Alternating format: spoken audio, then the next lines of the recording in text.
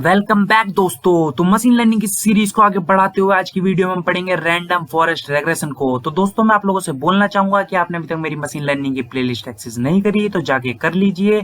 और अभी तक हमने सुपरवाइज लर्निंग के अंदर रेग्रेशन में हमने क्या क्या पढ़ लिया है। तो हमने लीनियर रेग्रेशन को कवर कर लिया, पॉलिनोमियल लीनियर रेग्रेशन को कर लिया, मल्टीपल लीनियर रेग्रेशन को कर लिया, और हमने सपोर्ट वेक्टर रेग्रेशन को कर लिया, और डिसीजन ट्री रेग्रेशन को कर लिया। अब सिक्स्थ आता है हमारा रैंडम फॉरेस्ट रेग्रेशन। तो दोस्तों अब क्या है, रैंडम फॉरेस्ट रेग्रेशन को समझने से पहले मैं चाहता हूं आप इंसेम्बल लर्निंग को समझें। तो इंसेम्बल लर्निंग के लिए मैं आपको रियल लाइफ एग्जांपल देता हूं कि मुझे एक लैपटॉप बाय करना है, एक लैपटॉप खरीदना है मुझे। तो मैं क्या करूंगा, अपने दोस्तों से, तरह तरीके के दोस्तों से जा जाके उनकी राय लूंगा। ठीक है, कि मैं अपने पहले दोस्त के पास गया, मैंने कहा भाई मुझे एक लैपटॉप खरीदना है। तो उसने मुझे राय दी कि भाई इस कंपनी का लैपटॉप खरीद लो, बहुत तगड़ा लुक होता है, चार्जिंग भी अच्छी होती है। मैंने कहा ठीक है भाई। फिर मैं दूसरे दोस्त के पास गया तो उसने बोला भाई इस कंपनी का ले, काफी अच्छा होता है इसका प्रोसेसर, रैम भी अच्छी होती है इसकी। मैंने कहा ठीक है भाई।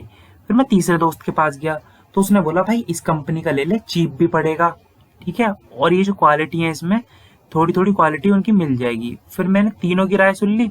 तीनों की सुनने के बाद मैंने एक मॉडल तैयार करा अपने हिसाब से कि कुछ ऐसा लैपटॉप मिल जाए मुझे, चीप भी हो, लुक भी अच्छा दिख रहा हो, उसमें प्रोसेसर और रैम वैम भी अच्छी हो, तो यार कुछ ऐसा लैपटॉप मैं बाय कर लेता हूँ। तो मैंने सुनी तो तीनों की, और तीनों की बातें सुन के उससे एक बात बनाई और मैंने उस लैपटॉप के लिए इम्प्लीमेंट कर दिया कि मुझे इस टाइप का लैपटॉप चाहिए अब। इसी तरीके से हमारा इंसेम्बल लर्निंग वर्क करता है। ये क्या करेगा, जैसे हमारा दिखा रखा है यहाँ पे हाइपोथेसिस 1, हाइपोथेसिस 2, तो इस तरीके से दिखा रखा है। ये तीनों हाइपोथेसिस को देखेगा, जो एन नंबर हाइपोथेसिस है सबसे इनने सबको लेके इनने कॉम्बिनेशन मॉडल बना लिया और उससे हमें वाई आउटपुट प्रेडिक्ट कर देगा। ठीक है, तो इसके और एग्जांपल देखते हैं हम कुछ। इसके और एग्जांपल के लिए देखिए, एक डाटा सेट था मेरा, उससे इनने क्या करा, चार हमारे मॉडल बना दिए। फिर उन मॉडल का हमने क्या ले लिया, मीन। मीन कैसे लेते हैं, model 1 plus model 2 plus model 3 plus model 4 divide by 4 equals to हो जाएगा हमारा मीन उसका। ठीक है, तो इस तरीके से हमने क्या करा। और एक और एग्जांपल ले लीजिए कि एक और डाटा सेट है हमारे पास, उससे हमने क्या करा, KNN का भी ले लिया, डिसीजन ट्री को भी ले लिया, SVM को भी ले लिया, तीनों से मॉडल बना के इस तरीके से आउटपुट प्रेडिक्ट करवा लिया। तो इंसेम्बल लर्निंग के लिए सफिशिएंट है। आप लोगों को इतना समझ में आ गया। आते हैं अपने रैंडम फॉरेस्ट पे। तो सबसे पहला क्वेश्चन आता है रैंडम फॉरेस्ट क्यों। तो सबसे बड़ी बात होती है, ये ओवरफिटिंग की कंडीशन को कम कर देता है मल्टीपल ट्री की वजह से। ठीक है, ओवरफिटिंग क्या होती है तो मैंने एक वीडियो में अपने बताया, लेस और उस वाली को आप जाके देख लीजिएगा। और सबसे एक होता है कि ट्रेनिंग टाइम जो होता है इसमें लेस होता है। ठीक है, ट्रेन करने मॉडल टाइम इसमें कम लगता है, चाहे डाटा सेट बड़ा भी होता है फिर भी मॉडल को टाइम करने में कम लगाता है। Random forest can maintain accuracy when large proportion of data is missing. जब हमारे डाटा में लार्ज वैल्यू मिसिंग होती है उसके बाद भी एक्यूरेसी मेंटेन कर पाता है ये।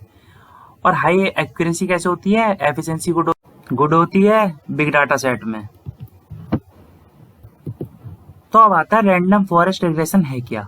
तो दोस्तों मैं आपको कुछ एग्जांपल देता हूं। सबसे पहले तो फॉरेस्ट और ट्री, ये नाम ही सजेस्ट करता है, काफी सारे पेड़ मिलके, यानी कि काफी सारे ट्री मिलके एक हमारा फॉरेस्ट बनाते हैं। ठीक है, जो हमारा फॉरेस्ट होता है वो काफी सारे ट्री मिलके ही तो बनता है।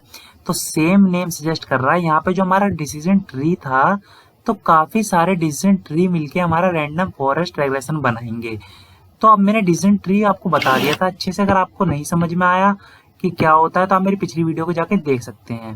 तो आप करेंगे क्या, सपोज कीजिए मैंने 4 डिसीजन ट्री बनाए। ठीक है, ये एरो दिखा रहा है मेरे डिसीजन ट्री का आउटपुट। तो मेरे पहले डिसीजन ट्री के आउटपुट में आया एप्पल,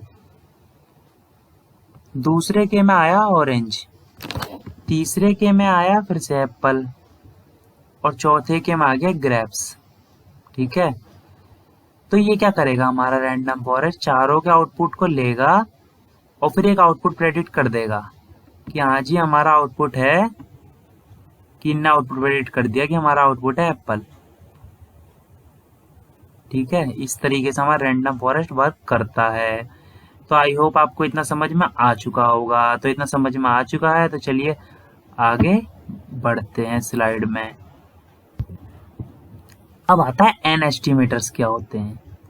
तो दोस्तों जब हम अभी अपनी मशीन लर्निंग मॉडल को ट्रेन करेंगे ना, तो ट्रेन करने के टाइम पे हम एन एस्टिमेटर की वैल्यू देंगे। तो ये ध्यान से सुन लीजिए एन एस्टिमेटर होता क्या है। तो अपने साइकिट लर्न से लाइब्रेरी को लोड करने के बाद वहां पे हम जब रैंडम रेग्रेसर को कोई वेरिएबल बना के रैंडम रेग्रेसर का ऑब्जेक्ट पास करते हैं, तो वहां पे हम एन एस्टिमेटर की वैल्यू देते हैं। तो एन एस्टिमेटर होता क्या है, this is the number of trees you want to build before you taking the maximum voting और एवरेज ऑफ द प्रेडिक्शन।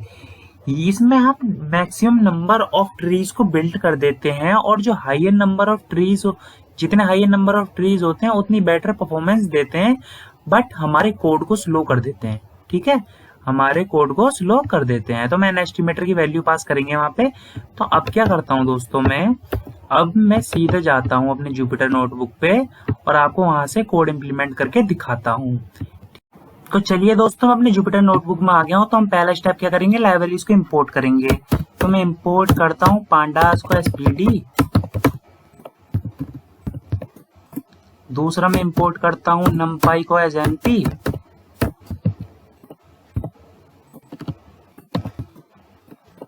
और डाटा विजुअलाइजेशन की लाइब्रेरी होती है हमारी मैटप्लॉटलिब। तो इंपोर्ट करता हूं मैं मैटप्लॉटलिब डॉट पाईप्लॉट को एसपीएलटी।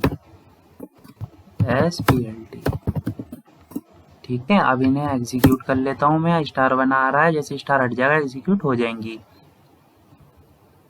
तो दोस्तों अगला काम है मेरा डाटा सेट को लोड करना। तो मैं df equal to p dot read कर दो मेरी CSV फाइल को, जिसका पाथ मैं आपको देता हूँ। तो ये मैंने पाथ दे दिया इसे। अब मैं क्या करता हूँ, सैलरीज डाटा है मेरा, तो ये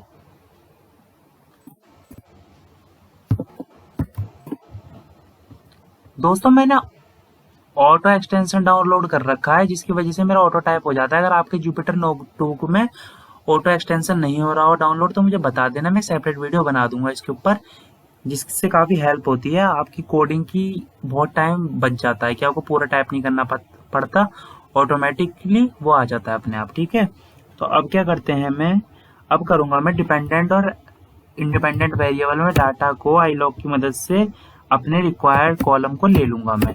तो df डॉट आईलॉग, फिर इसके अंदर फर्स्ट को तो खाली रखेंगे क्योंकि रो के लिए है वो, और फिर रेंज, ये रेंज की तरह काम करता है। तो मुझे इस रेंज से लेके यहाँ तक की वैल्यू चाहिए, और वैल्यूज का यूज मैं इसलिए करूंगा क्योंकि मुझे एरे की फॉर्म में चाहिए। सेम y के लिए करता हूँ मैं। तो df डॉट बस y के लिए बदल जाएगा कि मेरे को लास्ट वाली वैल्यू चाहिए, तो सीधा -1 तक हो जाएगी। ठीक है, तो डॉट वैल्यूज, तो इसे भी एग्जीक्यूट कर देता हूँ। तो ये भी, अब अगला काम है मेरा ट्रेन करना रैंडम फॉरेस्ट रेग्रेशन मॉडल को। तो उसके लिए अब मैं बताऊंगा मैंने आपको इंसेम्बल क्यों सिखाया था, कि इंसेम्बल लर्निंग होती क्या है, वरना लोग सोच रहे होंगे बिना बात के सिखा दिया, अभी तक तो कुछ काम नहीं है। रुकिए, फ्रॉम एसके लर्न, जब आप यहाँ पे इंपोर्ट करते थे, ये इंसेम्बल आया है ना, ये इंसेम्बल वही है। तो इंपोर्ट रैंडम फॉरेस्ट रेग्रेसर। ठीक है, अब क्या करूंगा, मैं एक वेरिएबल बनाऊंगा, उसके अंदर ऑब्जेक्ट पास करूंगा, ऑब्जेक्ट के अंदर दूंगा मैं क्या, एस्टिमेटर्स को और रैंडम स्टेट को। जो मैंने एस्टिमेटर्स आपको बताए थे पीछे क्या होते हैं, इसीलिए बताए थे। तो मैं क्या करता हूँ यहाँ रैंडम फॉरेस्ट रेग्रेसर, और इसके अंदर पास करता हूँ क्या मैं, एस्टिमेटर्स। तो मैं करता हूँ n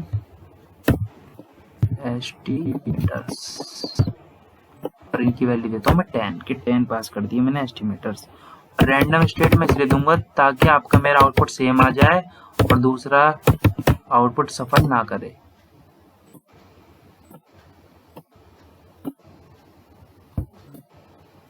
अब मैंने रैग बनाया, तो रैग डॉट फिट करना है किसे, मुझे जो मेरा ट्रेनिंग डाटा सेट है। तो क्या x, y को पास कर दूंगा सिस्टम में। मैं इसे एग्जीक्यूट करता हूँ, तो ये देखिए एग्जीक्यूट हो चुका है। अब इतना कर लिया दोस्तों। तो अब क्या करेंगे, अब प्रेडिक्ट करके देखेंगे कि भाई सही प्रेडिक्ट कर रहा है कि नहीं कर रहा है प्रेडिक्ट। तो रैग डॉट प्रेडिक्ट, इसके अंदर क्या पास करूंगा मैं, क्योंकि ये 2 डायमेंशनल एरे है। 7.5 पे देखते हैं क्या प्रेडिक्ट करा इसने। इसने प्रेडिक्ट कर दिया मैं 2,40,000 7.5 पे। तो यहाँ पे होगा हमारा 7.5 कहीं पे, जो कि हमारा 2 लाख और 3 लाख के बीच में है। तो इसने हमें प्रेडिक्ट करा है 2,24,000। तो दोस्तों इसने काफ़ी सही प्रेडिक्ट कर दिया, काफ़ी अच्छा प्रेडिक्शन कर रहा है, ठीक है। और बहुत लोगों को ये डाउट होता है कि मैंने आपके डाटा को ट्रेनिंग और टेस्ट सेट में स्प्लिट क्यों नहीं करा। वो मैंने इसलिए नहीं करा क्योंकि मैं नहीं चाहता मेरा जो डाटा सेट है वो स्प्लिट हो, क्योंकि वो ऑलरेडी काफ़ी स्मॉल है साइज में। तो अब मैं क्या करता हूँ, यहाँ पे चेक करता हूँ 8.5 पे। तो 8.5 पे नहीं दिया, 3,90,000। तो अब इसे देखते हैं, तो 8.5 पे जाना है, ठीक है।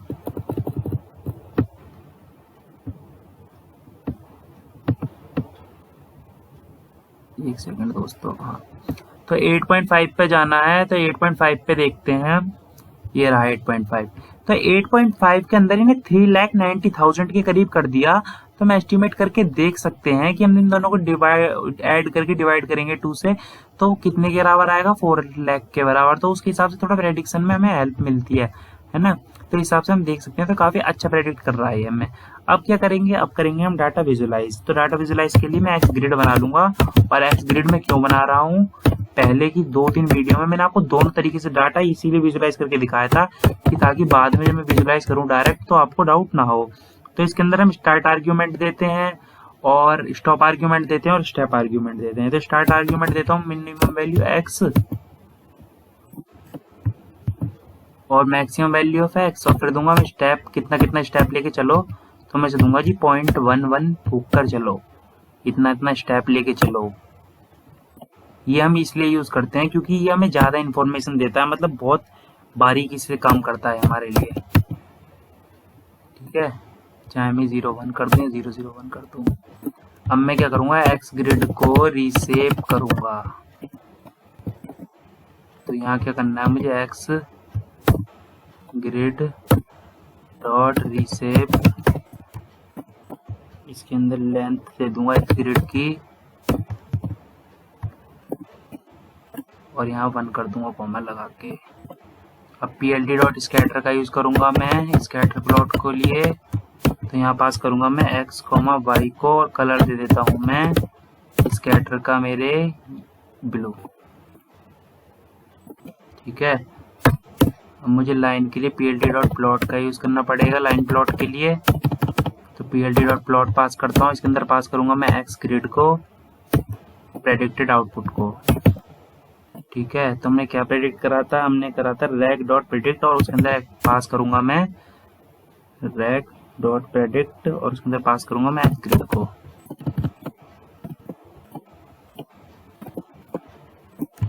इसके अंदर पास कर दिया मैंने एक्स ग्रिड को।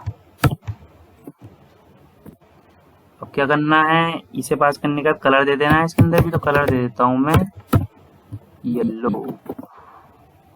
अब इसे एग्जीक्यूट करते हैं, तो देखिए हमारा ग्राफ प्लॉट होके आ चुका है दोस्तों।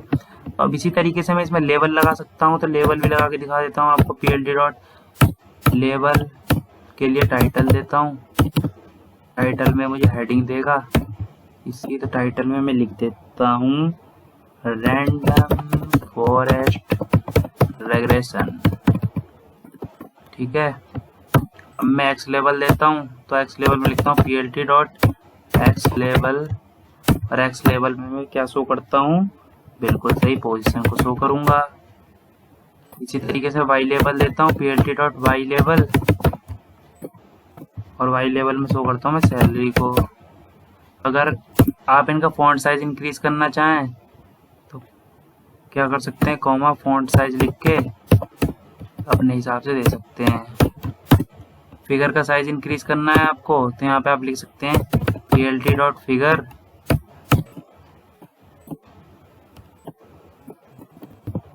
इसके अंदर फिगर साइज, और इसमें पास कर देता हूँ 10,8। तो ये देखिए मेरी फिगर काफी बड़ी होके आ गई, ठीक है। और इस तरीके से आप इसमें इम्प्लीमेंट कर सकते हैं चीज़ें। और आपको जानना है कि ग्राफ में क्या इम्प्लीमेंट कर सकते हैं तो आप मेरी मैटप्लॉटर सीबॉर्न वाली वीडियो को जाके देख लीजिए। अब मैं राइट क्लिक करके इस इमेज को सेव भी कर सकता हूँ। तो थैंक यू वेरी मच दोस्तों, रैंडम फॉरेस्ट रिग्रेशन में मेरी तरफ से इतना ही था। अगर आपको वीडियो पसंद आई है तो लाइक कर दीजिए, कमेंट कर दीजिए, सब्सक्राइब कर दीजिए और शेयर कर दीजिए मेरी वीडियोज़ को, जो हमें ग्रो करने में हेल्प मिले। थैंक यू दोस्तों।